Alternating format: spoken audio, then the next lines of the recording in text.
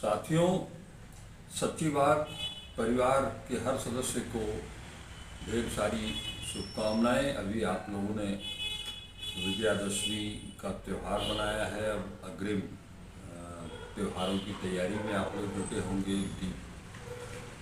दीप मालिकाओं का त्यौहार, दीपों का त्यौहार, दिवाली आने वाली है। लेकिन आज मैं आप सबके सामने एक बहुत संजीदा विषय लेकर के आया हूँ।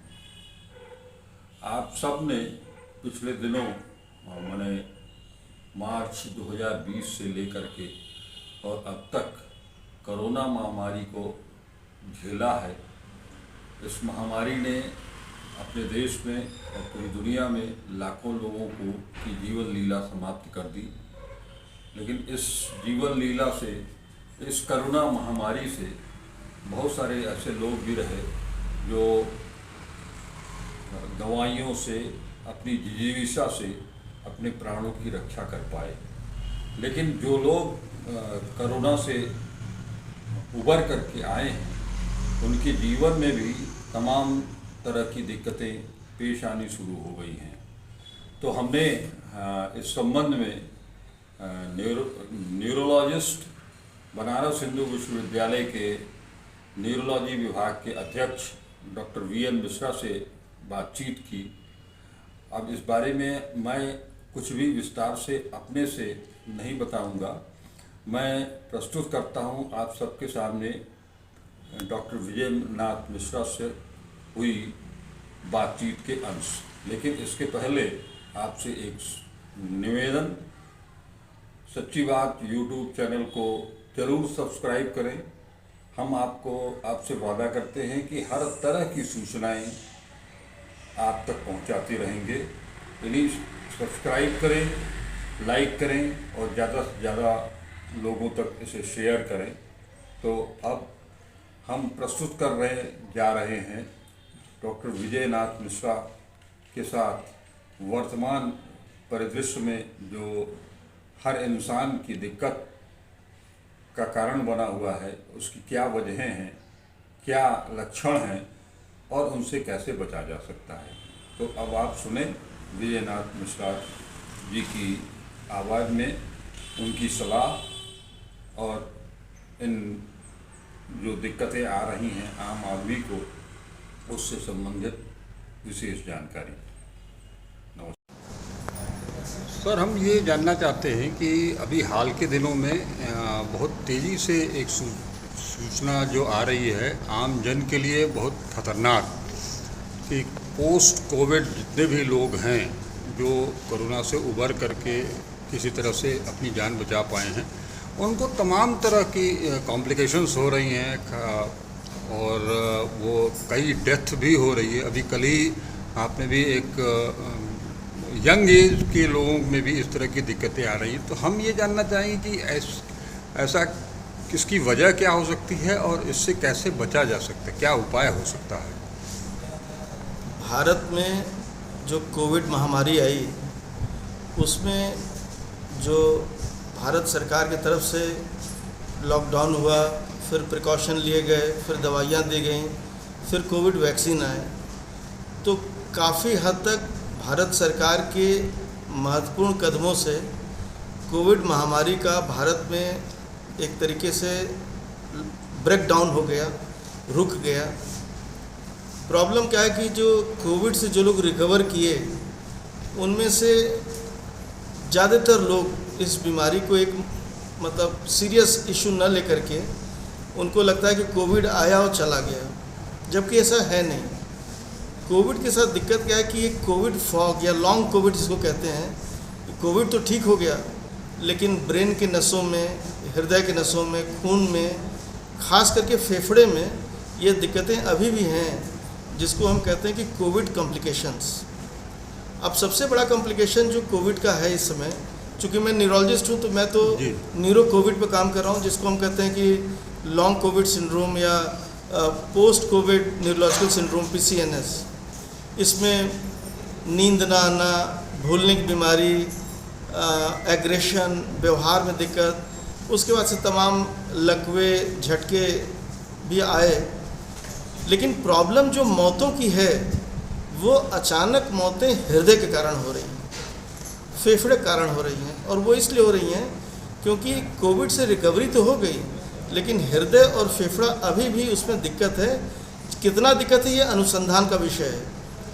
आजकल लोगों में क्या है, कंपटीशन लगा हुआ है एक दूसरे से अपना वज़न कम करने का, एक्सरसाइज करने का। आजकल देखिए ट्विटर, फेसबुक और यूट्यूब के रील्स बनाते हैं बच्चे।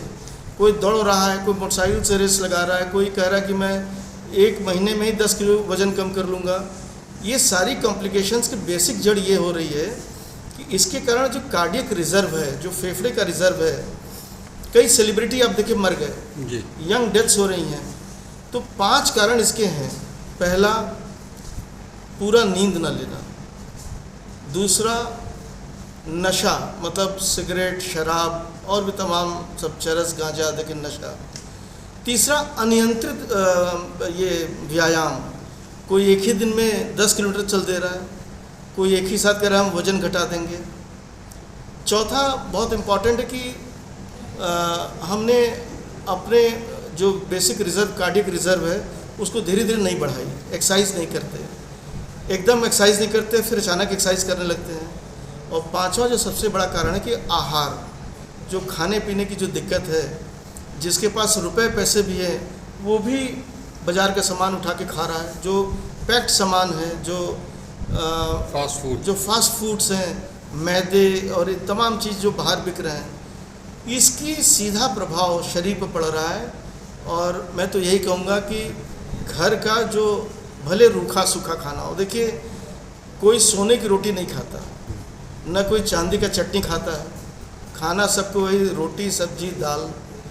अब उसको आप 5 सितारा 7 सितारा में खाइए, चाहे अपने घर के टूटे खटिया और चटाई पे खाइए, तो वही खाना जीवन का एक वो है आधार। ये लोगों को जानना पड़ेगा कि जैसे खाने से आप कितने चीज़ों को कंट्रोल कर सकते हैं। और नशे से दूर रहिए, नहीं तो ये जो मौतें हो रही हैं, अब लगभग 1,500 मौतें पिछले 1.5-2 सालों में यंग मौतें हुई हैं। ये आंकड़ा कितना बढ़ेगा ये पता नहीं। एक और बात कहूँगा कि प्रोफेसर ज्ञानेश्वर चौबे और हम लोगों का जो रिसर्च जो चल रहा था, हम लोगों ने पिछले साल ही सरकार को कहा था कि कार्डियक सर्विलेंस कराइए। कुछ जीन्स भी पाए गए हैं, MI जीन्स करके, जो लगभग 40,000 भारतीयों में हैं, 40 से 60,000 भारतीयों में। उन जीन के लोगों में हार्ट अटैक्स बहुत ज़्यादा होते हैं कोविड के बाद, तो उनका भी सर्विलेंस होना चाहिए, जेनेटिक स्टडीज़ होनी चाहिए, जेनेटिक प्रोफाइलिंग होनी चाहिए लोगों की। तो यही मैं आपके माध्यम से कहूँगा कि सरकार ने प्रयास बहुत किए, लोगों को प्रयास करना है और सरकार को सर्विलेंस आगे बढ़ाना है। मतलब हाँ, मैं जहाँ तक समझ पाया आपकी बात कि जो कोविड से उभर करके आए हैं उनका जो जीवनचर्या है वो नियमित हो। आप एक्सरसाइज करें तो किसी एक्सपर्ट से सलाह लेकर के एक्सरसाइज करें, उसका एक टाइम लिमिट होना चाहिए, और उसको बढ़ाना भी है तो ग्रेजुअली धीरे धीरे आप ऊपर की ओर ले जाएं। हाँ, और यंग एज में आजकल नशे का वो जो दौर है जी, शराब, सिगरेट, चरस, गांजा, हीरोइन एडिक्ट, कोई क्या बना करेगा। आप मना कर रहे हैं 17-18 साल के लड़के लड़कियां घाटों बैठ के शराब पी रहे हैं। ये कोई ऐसा भारत तो मैंने नहीं देखा था। ऐसा अगर यही आधुनिकतम है तो भैया ऐसे आधुनिकतम को मेरा सादर मतलब प्रणाम है। ये तो अपने देश की कल्चर ही नहीं रही। अभी आप किसी को शराब पीते हुए घाटों पर रोक दीजिए और लड़ाई करने को तैयार हो जाए, लड़के लड़कियां सब तैयार हो जाए। तो ये दौर है माता पिता को इनकी बातों को न मानने का, ये दौर है अपने मनमानी करने का, ये दौर है उल्टे सीधे हरकतें करके मरने का। और दुख किसको होता है? माता पिता को होगा। मतलब आप सोचिए, सेल्फी कोई ले रहा है, ट्रेन से ले रहा है, कोई दौड़ जा रहा है, अचानक हार्ट अटैक हो जा रहा है, कोई उल्टे सीधे हरकत कर रहा है कि पहाड़ी चढ़ जाएंगे एक दिन में। तो ये अनियंत्रित जीवन शैली बहुत बुरी है। और मैं तो यही कहूँगा कि लोगों को अपना समझना चाहिए कि घर परिवार भी कोई चीज़ होता है, उनके जीने मरने से घर परिवार डिस्टर्ब होता है। इसके लक्षण क्या हो सकते हैं दिखाई दें प्रारंभिक? इसके लक्षण देखिए कुछ बहुत छोटे छोटे होते हैं, जैसे अनियंत्रित हृदय का बढ़ना घटना, तेज हो चलने लगा हृदय, या सांसों का फूलना, या अनियंत्रित छाती में दर्द, या बेसिक परेशानी छाती की, या आप देखिए कि ख़ास करके औरतें जो हैं उनको हार्ट अटैक अगर होता भी है तो घर के लोग उनको जाके दिखाते नहीं हैं। छाती में दर्द हुआ, छोड़ दिया, क्या छोटा सा गैस आ गया। अब जब उसकी सांस फूलने लगी महीने 2 महीने बाद, इसलिए महिलाओं का हार्ट अटैक कई बार अनदेखा चलाता है घर में, उसको लोग देखते भी नहीं। जब तक घर में खाना पीना बंद ना हो जाए, जब तक परेशानी ना आ जाए, तब तक पुरुष जो है वो उनको दिखाने भी नहीं ले जाता, महिला कहती भी नहीं।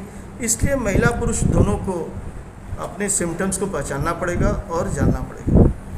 मतलब ऐसा कोई भी सिम्टम आपको अगर नज़र आए तो सबसे पहले आपकी ज़रूरत ये होती है कि आप एक्सपर्ट एडवाइस लें और उनके कहे अनुसार एक्सपर्ट एडवाइस लें। और देखिए, घर में सबसे बड़े एक्सपर्ट तो दादा दादी नाना नानी हैं, माता पिता हैं। उनकी एडवाइस लोग फॉलो नहीं कर रहे हैं तो डॉक्टर कहाँ से करेंगे?